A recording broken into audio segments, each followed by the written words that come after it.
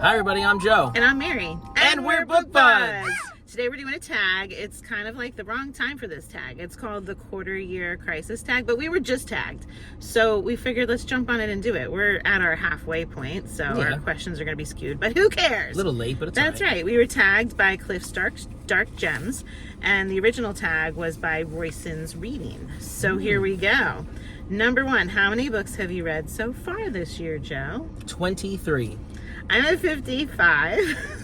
9 of them were Amulet graphic novels, but I've been like going crazy reading and audiobooking like a lot lately. So yeah. You sure have. Yeah. I'm so proud of my 23 though, because like last year I did so many novellas and some were like 30 pages. Right. These are all true like novels. Legit novels. I'm so proud. Nicely done. All right, number 2. Have you already found a book you think might be a 2024 favorite? If not, what was your favorite book that you read that wasn't quite yet 5 stars? Yes, I do. What is it? My favorite so far, by far, is Neverwhere by Neil Gaiman. I was looking through my list today and I'm just like, yeah, like nothing's coming close. Yeah, nice. Yeah.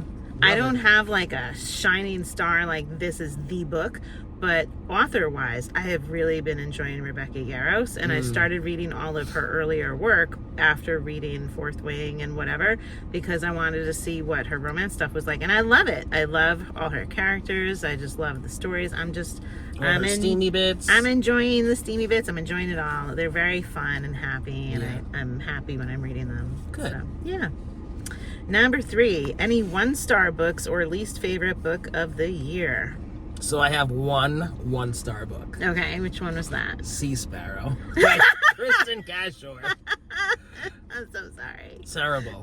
Boring as boring could be. I read it a while ago. I think I liked it. You did? Yeah.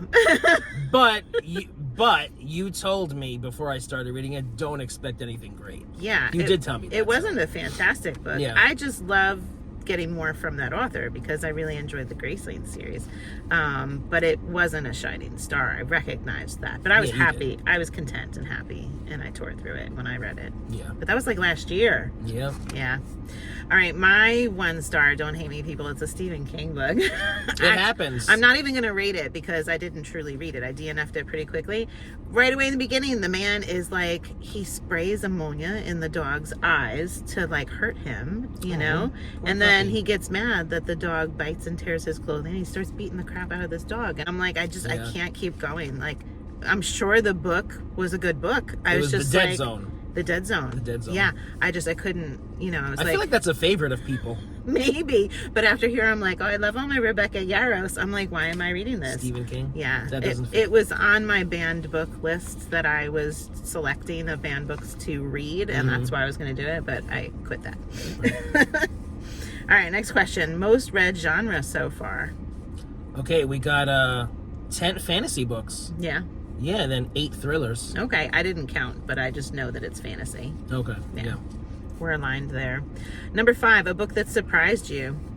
So I just finished Gone to See the Riverman by Christopher Triana, and it was classified as a horror. It wasn't like too scary or anything. It was a little freaky.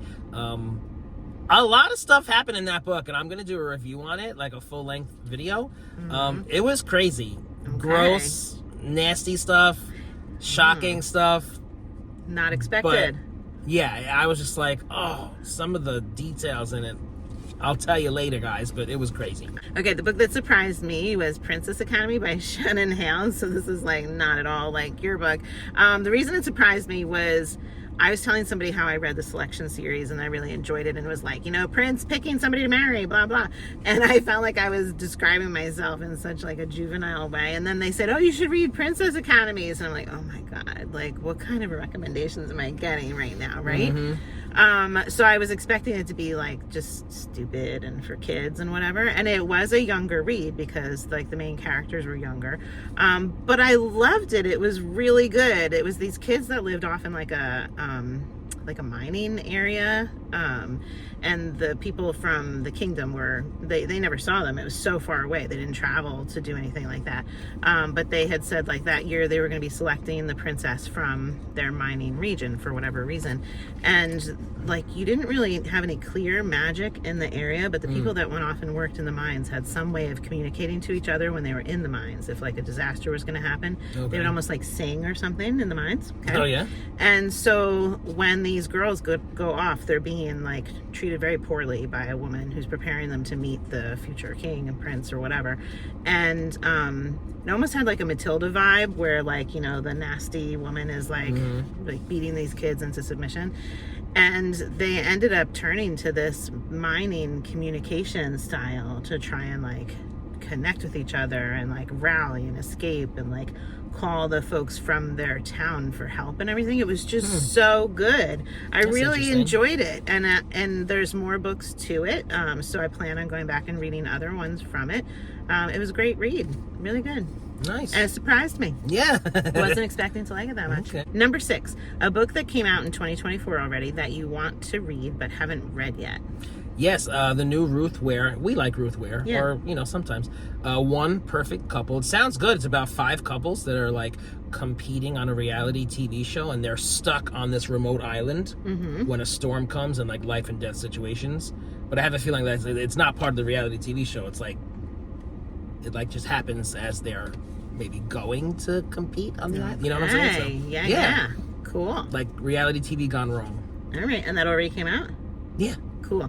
So I couldn't find one that already came out, because the ones that have come out I read already. Yeah. But coming soon in September, I can't wait for our TJ Klune book, Somewhere Beyond the Sea. I'm so excited. Yeah. That's the second for the Cerulean Sea. So I'm really, really excited and can't wait. Everything's going to have to just come to a halt. Yes, when that comes out. Oh my God. Next question, number 7. One goal that you made that you are succeeding at with your New Year's goals. Okay. I'm very proud of myself because this was a carryover goal, because I didn't like complete any of my goals from the previous year, so I carried them all forward and put new ones in there. So I wanted to finish some series, so I actually have some that I checked off my list. TJ Klune Extraordinaries, check. TJ Klune Green Creek, check. Kristen Cashore, The Grace Thing, Sea Sparrow, check. Even though I hated it. So I completed 3 series that have just been haunting me. So good job. Haunting like a horror movie. Well done. What have I completed? Oh, so Joe has a deck of cards for banned books, and we said at some point we want to do a video for that. And so we each chose some banned books that we were going to read this year, and I've read several of them that I was putting off. And some of them I chose because they were ones from high school that I pretended to read, and I wrote the paper without reading them. And now I read them. Don't listen, kids. So proud of myself. Do your work. I was in a bad place. That's why I didn't do it. Anyway, so I'm really happy that I've been doing that. All right, next question. Number 8. One goal that you made that you need to focus on. Banned books. Every time you tell me that you read one from that list, I'm like, oh yeah, we have to do that, don't we? We do. Do I have like till the rest of, like, how long do I have? I mean, I'm going to forget about my books by the time you read your books, and then we're going to do the video, and I'm going to be like, ugh. Well, we could do what we used to do into like a Mary's episode and Joe's episode. No. Why? We'll see. Yeah. Two videos for the price of one. More content. No. All right, next question. Wait, it's not the next question. I have to answer that one, right? Okay, so what I need to focus on, I need to read The Valley of Horses, but I have to listen to it because I can't read those books. They're too long and the details are like, they drive me nuts, but I want to finish the series. And so You're going to finish the series? I think I am. My next step, I just said for this year that I was going to do that book. Valley of Horses. Yeah, but the reason I'm stalling is because my library doesn't have the audiobook, and I hate like paying for an audiobook. So, and I don't do Audible, but I have to do a free trial of Audible, and I already did a free trial of Audible, but like if you call them you can get another one, and it's just like a phone call that I have to make, and I'm like, I don't feel like making this phone call, so I'm just dragging my feet, and like I have to do that because I would like to listen to this book. You could call Audible and someone's gonna pick up the phone? Yeah, I did already once, and I should have just taken care of it then, but I had to let the other one expire before I initiated this new one, is what they told me, which is why I didn't take care of it then. Okay. I know that's a really like weird convoluted story for I have to read this book. But anyway, okay. If you have other suggestions on how I could get this free on an audiobook, let me know. Yep. Number 9, new to you booktubers, bookstagramers, or booktokers for 2024 that you recommend. I don't know what a booktoker is. So they're not smoking up book talk like TikTok. Booktokers. Yo, that's classic. Booktokers, yo. I couldn't wait for you to finish your sentence. Talk about horror, okay? Book fucking tokers. Oh dear God. I'm snorting. I shouldn't be allowed to read the question. Oh God, we're gonna get bumped here. There's a big truck coming. I shouldn't be allowed to read the questions. New to us, so many booktokers. Booktokers. Who'd you pick? All right. I have 2. Okay. All right. So I think I mentioned both of these people before. So it's new to us or just new? New to us. New to us? Yeah. All right. So Will TB's vlog. This guy is awesome. Okay. He does book reviews. He likes thrillers and horror. He's the one who told me about Gone to See the Riverman. So thanks, man. Appreciate that. But he's just cool. He does I never thought that I would be one of those people who would watch others eat. He does food stuff too. He went to Red Lobster after not having been there for very many years, and he wanted to rate some of their things and be like, is Red Lobster still good? So he got the food, several different items, and he sat in his car and he ate them, and I was riveted. I'm like, this guy is making me watch food reviews. So Will is pretty talented, and I wanted all the food. I wanted to go immediately to our Red Lobster and get it. Especially those biscuits. So anyway, check him out. We'll link him. And Book Chat with Pat. She's only been on YouTube for 3 months. Oh, and she that is little? Blowing up. Wow. She's so nice. She's got more subscribers than we do. She's just going. Yeah. Yeah. She's the queen of tags, I call her. Yes. She's fun. She's great. Very nice. She's like an English teacher. Mm-hmm. I feel like she's my English teacher. All right, so I just picked one person, which is Please Read Your Book. He just did our library tag, which was how I met him, and he went to a library in Shanghai that is gorgeous. Yes. Absolutely I've seen that. Gorgeous. Massive library, and it was filled with people. I was so impressed that so many people were out in their library. So check him out. I thought that was really cool. Yeah, that was cool. All right, last but not least, we got to tag some folks. So who are you tagging? Oh. Should we tag the people that we just mentioned? I think all you guys should be tagged. And then I have another person to tag. Do you have anybody else to tag? No, go. Okay, I'm also going to tag My Quarter Life Crisis because the title of the tag, it just says that you have to do it. You know? Absolutely. And if you've already done it, I think that she should do this tag every year just because of her title of her channel, right? And can we talk about the creator of this tag? You're a genius because you do this every year. That's right. It will never end. You're an amazing person. Mm-hmm. Who is it again? Royson Reads? Yes. They're we'll have Royson's Reading. We'll have to check them out. Awesome. Yeah.